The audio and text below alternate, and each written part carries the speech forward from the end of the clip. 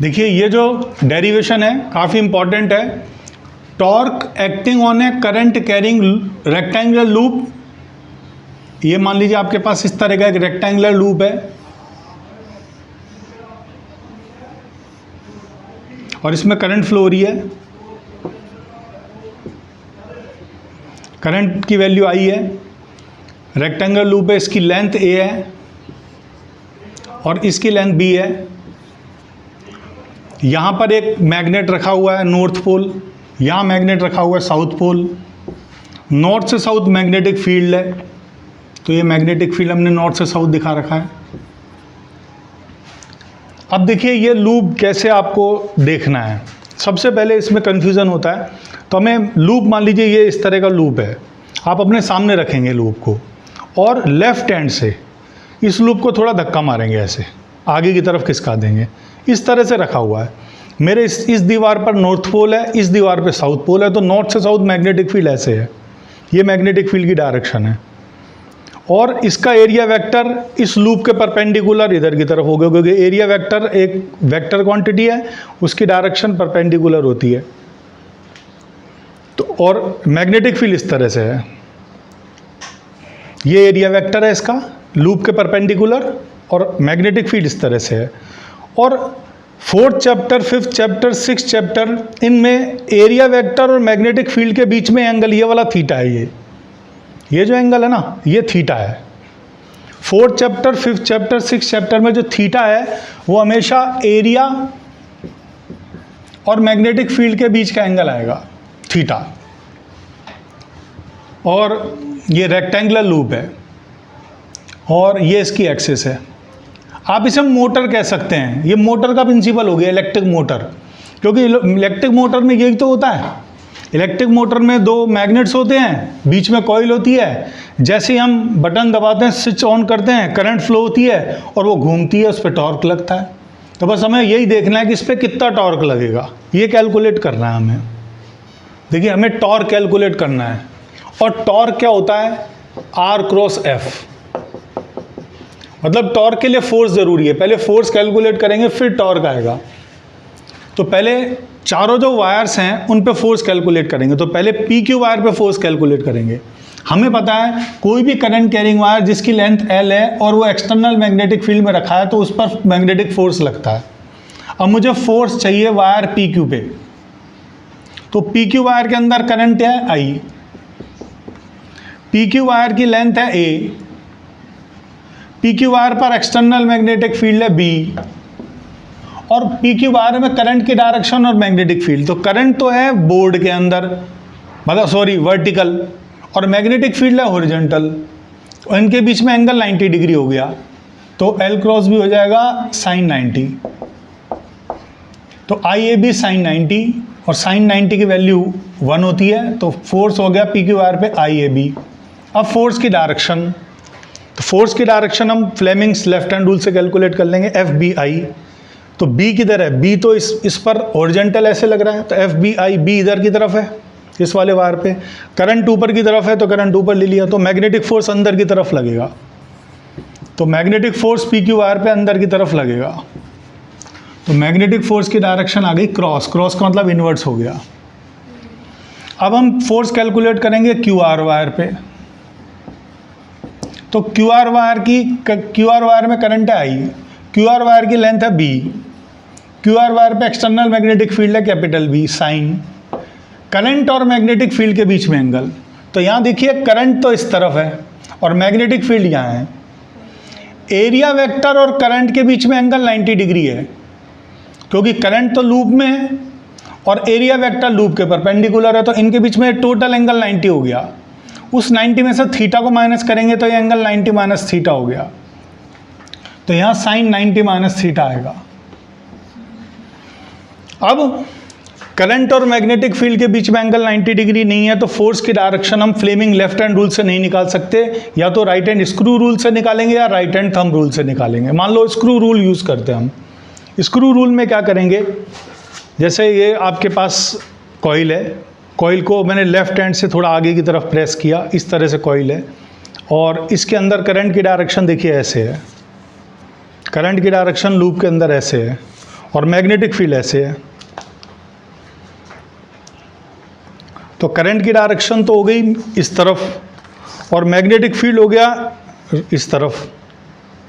ये हो गया आपका लूप के अंदर करंट की डायरेक्शन इस तरफ और मैग्नेटिक फील्ड इस तरफ, राइटवर्ड सॉरी।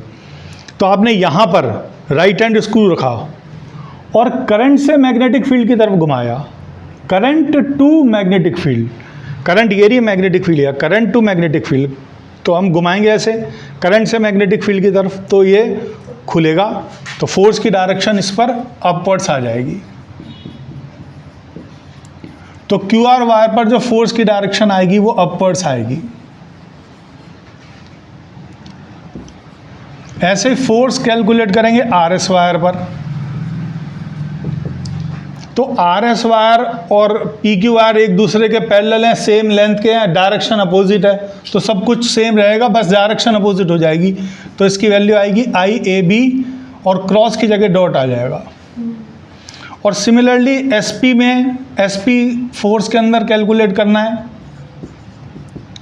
तो एस पी क्यू आर के पैरेलल है, तो फोर्स की डायरेक्शन जस्ट अपोजिट आ जाएगी, मतलब नीचे की तरफ आएगी और वैल्यू सेम आ जाएगी। तो वैल्यू तो आ जाएगी I B B sine 90 minus theta. अच्छा, यहाँ चाहे तो 90 प्लस थीटा भी हम कर सकते हैं, क्योंकि साइन 90 प्लस थीटा और साइन 90 माइनस थीटा एक जैसे होते हैं। और अगर आप अलग से सेगमेंट दिखाना चाहें एस पी वायर में, ऐसे भी दिखा सकते हैं कि ये एस पी वायर है, ये एस है, ये पी है, और एरिया की डायरेक्शन इस तरफ हो गई, मैग्नेटिक फील्ड इस तरफ है, तो एरिया और मैग्नेटिक फील्ड के बीच में एंगल थीटा होता है, और करंट की डायरेक्शन ये रही। तो करंट की डायरेक्शन मैग्नेटिक फील्ड के साथ में जो एंगल बना रही है वो हमारा 90 माइनस थीटा आ रहा है, और डायरेक्शन आ जाएगी अपवर्ड्स की बजाय डाउनवर्ड्स। जब इस पर हम क्रॉस मतलब right hand screw rule apply करेंगे तो इसमें डायरेक्शन अपवर्ड्स की बजाय डाउनवर्ड्स आ जाएगी। आप चाहें तो क्रॉस रूल यूज़ करके देख सकते हैं कि इसके अंदर जो डायरेक्शन आएगी डाउनवर्ड्स आएगी, मतलब इस पे फोर्स कैलकुलेट कर लिया तो सेम फोर्स इस पे आएगा, डायरेक्शन अपोजिट हो जाएगी, और इस पे फोर्स कैलकुलेट कर लिया तो सेम फोर्स इस पे आएगा लेकिन डायरेक्शन अपोजिट हो जाएगी। तो इस पे अपवर्ड्स डायरेक्शन आएगी, इस पे डाउनवर्ड्स डायरेक्शन आएगी। देखिए यहाँ पर थोड़ा सा ये हम काम कर सकते हैं कि जो करंट की डायरेक्शन है वो हमने इस तरफ ले ली है, इसमें करंट की डायरेक्शन इधर आएगी। तो करंट की डायरेक्शन और मैग्नेटिक फील्ड के बीच में एंगल, ये मैग्नेटिक फील्ड है, ये 90 डिग्री है पूरा, ये 90 डिग्री है, और ये मैग्नेटिक फील्ड है। तो करंट की डायरेक्शन और मैग्नेटिक फील्ड के बीच में एंगल आएगा 90 प्लस थीटा। तो ये 90 प्लस थीटा कर सकते हैं हम, 90 माइनस थीटा सही नहीं है, ऐसे 90 प्लस थीटा करना चाहिए। वो अलग बात है कि साइन 90 प्लस थीटा और साइन 90 माइनस थीटा दोनों कॉस थीटा होते हैं, लेकिन एक्चुअल में साइन 90 प्लस थीटा आएगा। अब देखिए, अगर नेट फोर्स हमें कैलकुलेट करना है इस पे, इस कॉइल पे नेट फोर्स कैलकुलेट करना है, तो इन चारों फोर्स का वेक्टर एडिशन ले लो। Force on P Q plus force on Q R plus force on R S plus force on S P. और जब इनकी वैल्यूज रखेंगे तो ये फोर्स इससे कैंसिल हो जाएगा, ये फोर्स इससे कैंसिल हो जाएगा, नेट फोर्स 0 आएगा। इसका मतलब कोई फोर्स नहीं लग रहा, इस कॉइल पे कोई फोर्स नहीं लग रहा। लेकिन अगर हम देखें तो ये फोर्स कॉइल के सेंटर से पास हो रहा है, ये फोर्स भी कॉइल के सेंटर से पास हो रहा है, लेकिन ये फोर्स कॉइल के सेंटर से पास नहीं हो रहा, और इस पर जो फोर्स लग रहा है वो फोर्स भी कॉइल के सेंटर से पास नहीं हो रहा। तो ये वाला फोर्स और ये वाला फोर्स, दोनों फोर्स इस कॉइल को घुमाएंगे। अगर मान लीजिए कोई कॉइल है आपके पास, इस तरह की कॉइल है, मैंने इसे लेफ्टवर्ड्स धक्का दे रखा है, ऐसे है मान लो कॉइल। अब इस वाले वायर पर अंदर की तरफ फोर्स लग रहा है और इस वाले वायर पे बाहर की तरफ फोर्स लग रहा है, तो देखिए कॉइल घूम रही है, टॉर्क लग रहा है कॉइल पे। तो उस टॉर्क के लिए रिस्पॉन्सिबल कौन है? ये दो फोर्स रिस्पॉन्सिबल हैं। तो हम कहेंगे since direction of force on wire P Q and R S is not passing through centre of the coil, hence these forces are having tendency to rotate the coil clockwise. अगर हम देखें तो ये coil ऐसे रखी हुई है, तो इस वाले वायर पर इधर की तरफ फोर्स लग रहा है और मैं इसको देखूं तो मुझे कॉइल क्लॉकवाइज घूमती हुई दिखाई देगी। अगर मैं इसको ऊपर से टॉप से देखता हूं तो मुझे क्लॉकवाइज घूमती हुई दिखाई देगी। तो उस घूमते हुए फोर्स के लिए कौन रेस्पॉन्सिबल है? ये दोनों फोर्स। अब देखिए टॉर्क कैलकुलेट करना है तो टॉर्क के लिए हमारे पास फॉर्मूला होता है फोर्स, जिस फोर्स की वजह से टॉर्क लग रहा है कोई ना कोई फोर्स जरूर होगा, force into perpendicular distance from axis of rotation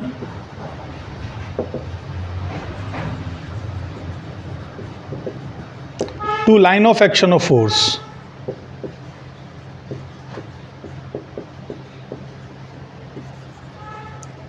मतलब टॉर्क जब भी कैलकुलेट करते हैं तो पहले देखते हैं कि किस फोर्स की वजह से। तो मान लीजिए पी क्यू वाले वायर पे फोर्स की वजह से हम टॉर्क कैलकुलेट कर रहे हैं, तो torque acting on the coil due to force acting on wire P Q का मैग्नीट्यूड।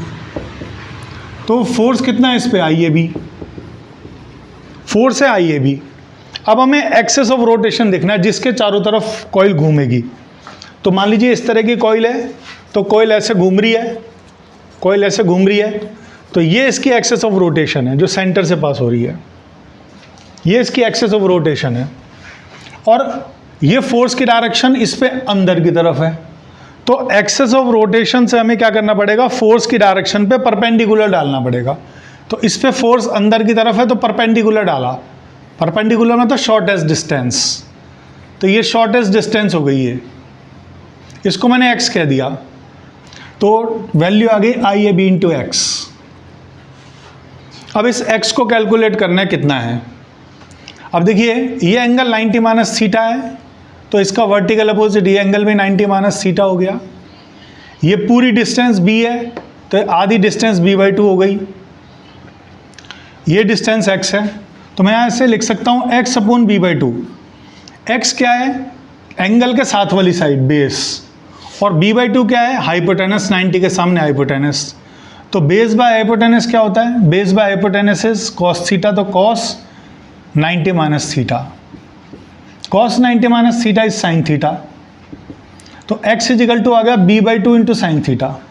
तो यहाँ पर मैं लिख दूंगा torque PQ is IAB into b/2 sine theta. और टॉर्क की डायरेक्शन क्लॉकवाइज थी, तो अगर मैं डायरेक्शन लिखना चाहता हूँ इसके साथ ही डायरेक्शन में लिख रहा हूँ कि torque on wire PQ, magnitude हटा दिया तो IAB b/2 sine theta minus theta gap. Minus theta gap हमें क्या इंडिकेट कर रहा है? क्लॉकवाइज डायरेक्शन को। तो टॉर्क की जो डायरेक्शन है वो क्लॉकवाइज है, तो क्लॉकवाइज को हम माइनस थीटा गैप से डिनोट करते हैं और वैल्यू हमारी IAB b/2 साइन थीटा आ गई। देखिए अब RS वायर पे हमें टॉर्क कैलकुलेट करना, मतलब RS वायर की वजह से कॉइल पे टॉर्क कैलकुलेट करना है। RS वायर पे उतना ही फोर्स है जितना PQ वायर पर है। RS वायर पर जो फोर्स है वो बाहर की तरफ है, इसका मतलब इसकी टेंडेंसी भी इसे क्लॉकवाइज घुमाने की है। और ये जो एक्सेस ऑफ रोटेशन है बिल्कुल बीच में है, तो अगर ये डिस्टेंस b/2 साइन थीटा है तो ये डिस्टेंस भी b/2 साइन थीटा आ जाएगी, ये डिस्टेंस सेम आ जाएगी b/2 साइन थीटा।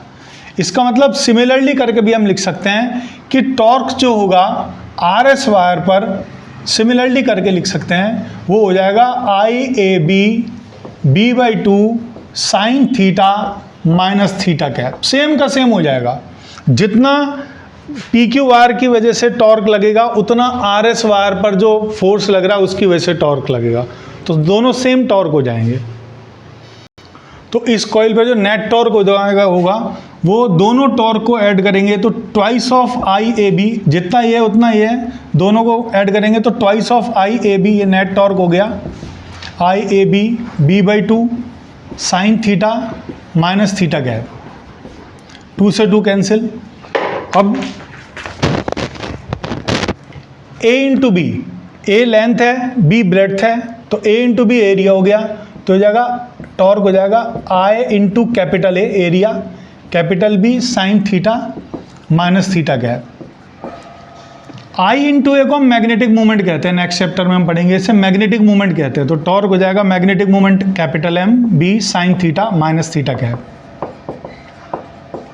और अगर कोई कॉइल क्लॉकवाइज डायरेक्शन में उसमें करंट फ्लो हो रहा है और अगर हम राइट हैंड थंब रूल लगाएं और देखें तो क्लॉकवाइज डायरेक्शन में अगर करंट फ्लो होता है, क्लॉकवाइज डायरेक्शन में, जैसे कॉइल है मान लीजिए, इसमें क्लॉकवाइज डायरेक्शन में करंट फ्लो हो रहा है, तो एरो के आगे एरो लगाना, एरो के आगे एरो लगाना और एरोस की तरफ चलेंगे, इससे एरो की तरफ चलेंगे और ये साउथ पोल बन जाएगा, क्योंकि ये कॉइल एक मैग्नेट की तरह बिहेव कर रही है। तो इसका ये एंड साउथ पोल बन जाएगा ऊपर वाला, और पीछे वाला एंड नॉर्थ पोल बन जाएगा।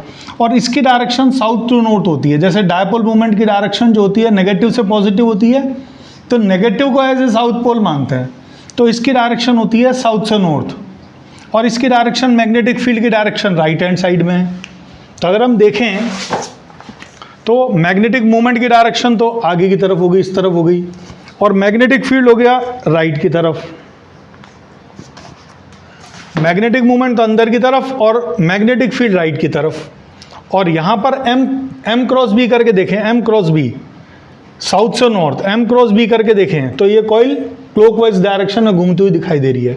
और बी क्रॉस एम करेंगे तो बी क्रॉस एम, ये बी है, ये एम है, बी क्रॉस एम करेंगे, right hand thumb rule, right hand screw rule लगाएंगे और यहाँ स्क्रू रखेंगे और बी से एम की तरफ घुमाएंगे तो ये कॉइल एंटी क्लॉकवाइज डायरेक्शन में घूमेगी। इसका मतलब इससे या तो एम क्रॉस बी लिख सकते हैं या बी क्रॉस एम लिख सकते हैं। तो हमारे जो कॉइल है वो क्लॉकवाइज घूम रही है, तो इसे एम क्रॉस बी लिखना पड़ेगा हमें। तो टॉर्क की जो डायरेक्शन हो जाएगी वो एम क्रॉस बी हो जाएगी। तो ये टोटल हमारा टॉर्क आ जाएगा। Thank you for watching the video.